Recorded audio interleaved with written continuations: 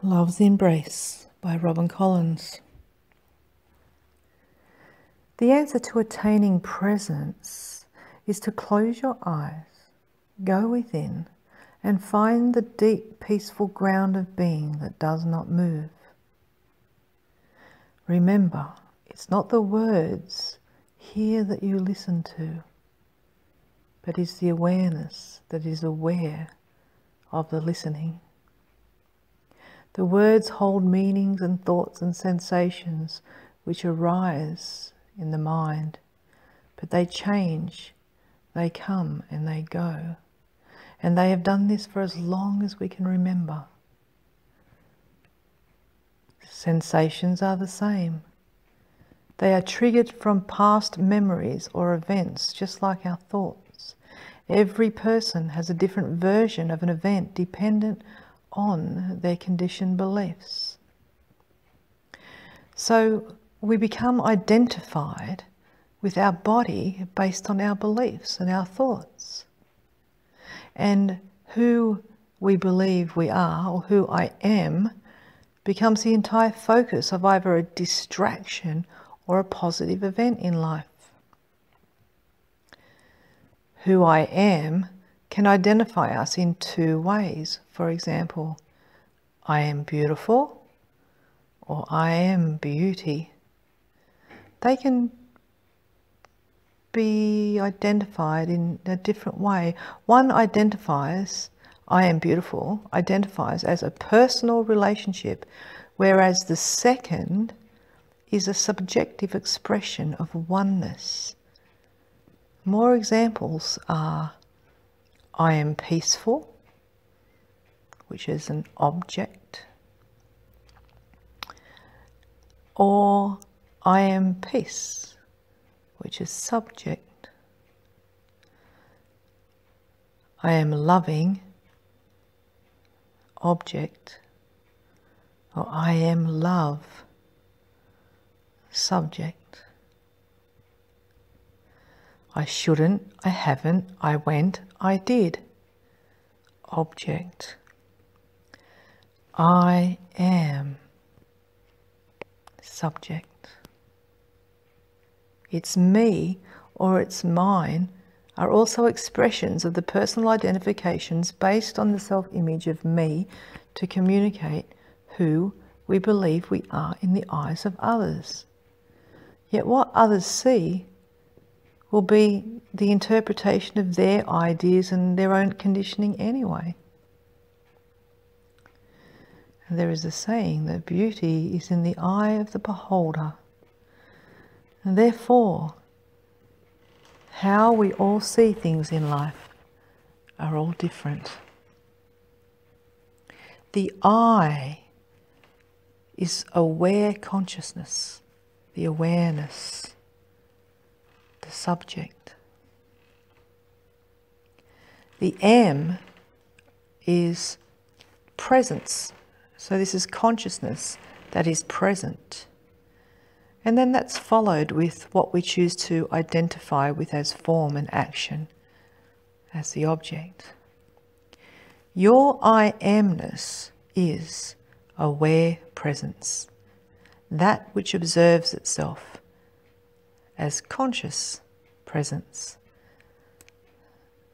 and then as presence in action.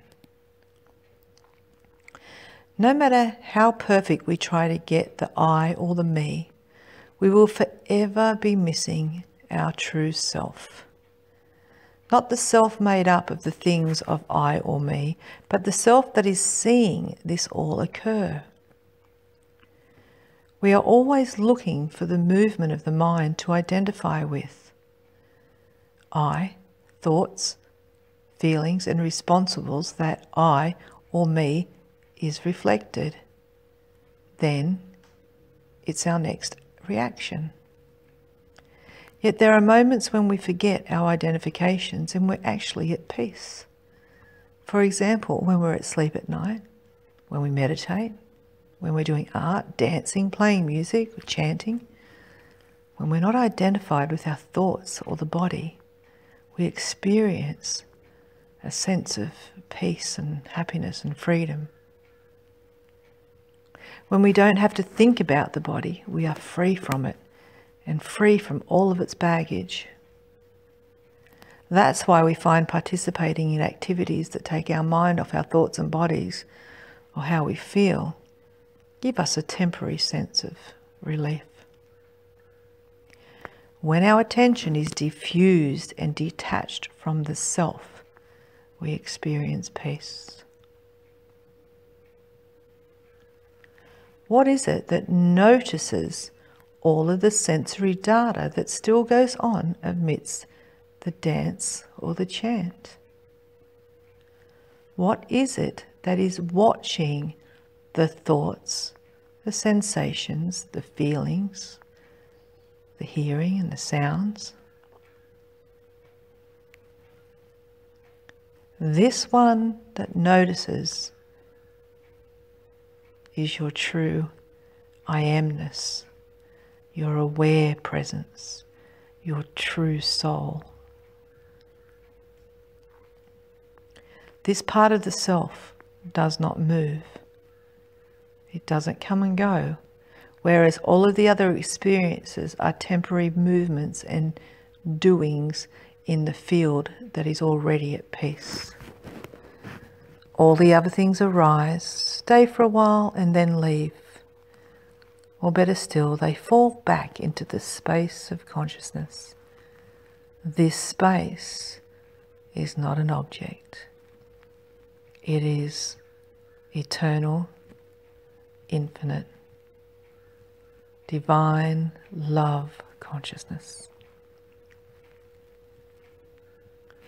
The mystifying enigma of this so-called awareness is also called spirit and soul.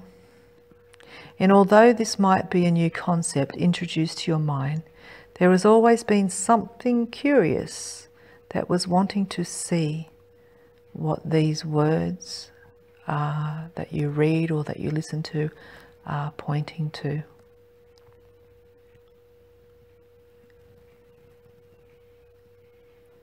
Here's another exercise.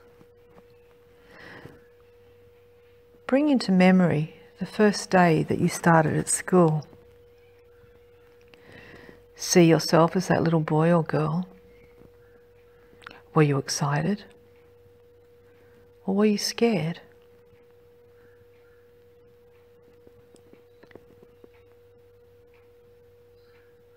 What now is watching the vision in your mind? What is it that's aware of the sensations that arise in your body when you pull up that memory that's stored? Although the mind has the memory stored in order to bring it back into your awareness to tell the story about it again, it has to be the part of you that is the observer. Just like when you're watching a movie on a screen, on the TV in front of you. When you watch your favourite TV movie, you're not in the TV, nor are you the channel it is being played from. You are the one watching, the observer. This is the same analogy of witnessing and watching yourself. Now, when you put your attention on that witness, on the observer, on the awareness, it lights up, because it is what is also called your light body, which is your vibrational frequency of consciousness itself. At times throughout this book, you may even think, I don't understand this, or it's a bit hard to understand. But I ask you, what is it that's present that notices the thought, I don't understand this? You might answer, it's me or it's my mind.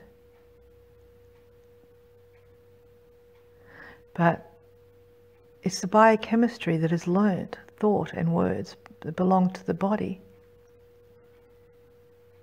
And that's true. But the awareness isn't the body.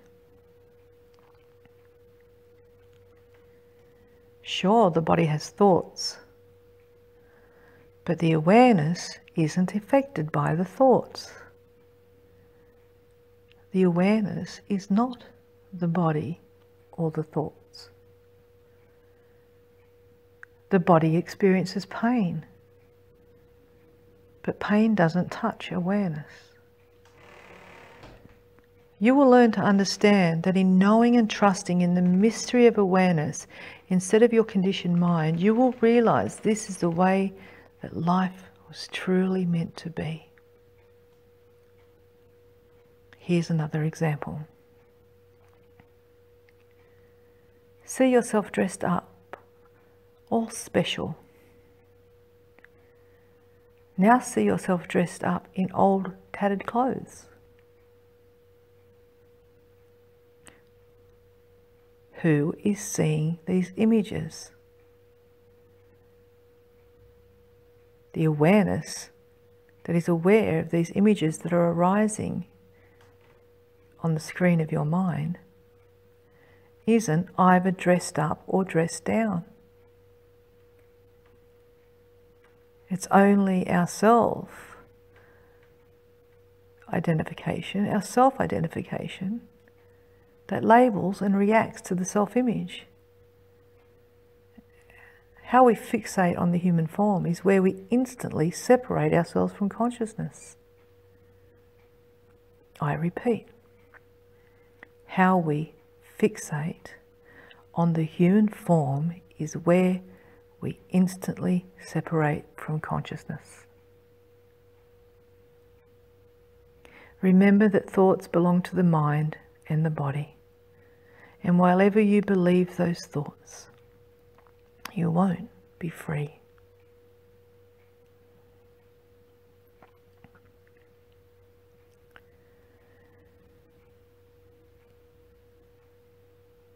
There will be a few more recordings coming from Love's Embrace. The entire book itself will be available to you soon in the future. But if you can comment on the YouTube clip below and let me know if you've enjoyed the Love's Embrace introduction recording, then I'll be able to work towards publishing the book as soon as possible so that you can continue to read this beautiful information for yourself. But in the meantime, keep on listening. There will be also more recordings on my webpage, www.robincollins.com.au, on my Facebook page, or my Infinite Soul Series Facebook page as well. There will be always ongoing meditations and recordings to assist you to this beautiful, unfolding and powerful opportunity of living the most grand and exciting life that is available to us all in this wonderful time of awakening of humanity on the planet, awakening to the evolutionary love revolution. Thank you all, and I'll look forward to talking to you again soon. Big love and blessings. Robin.